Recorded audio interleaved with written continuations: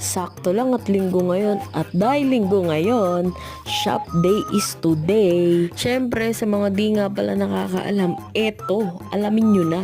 Tuwing Sunday nga pala day off ko. So para hindi sayang yung araw, pumapasok ako kay kuya. Sayang din kasi yung kikitain kong libo-libong salapi. Pambili rin ng bigas yun, no? Nagmadali pa nga kami papuntang shop kasi hinahanap na kami ni kuya. Ang ending, kami pa rin yung naghintay. Lalo pa ako na bad trip nung nakita ko tong mukha ni Trina. Ay nako. Ginagawa ko nga pala dyan, pinipicturean ko lang yung item kasama yung waybill. Tapos na. Abay, kung tatanungin ako kung sinong idol ko sa pagiging madiskarte, syempre si Kuya Empoy Master na yan. Bilib ako sa sobrang dedikasyon at sobrang hands-on niya sa business niya. Nga pala sa mga naghahanap ng motor parts dyan, lalo na sa mga nakatay concept, baka nasa Empoy Master tie shop na yan. Punta na kayo dito, bibigyan ko kayo ng maraming sticker pag ako yung bantay. Yun lang, tapos na.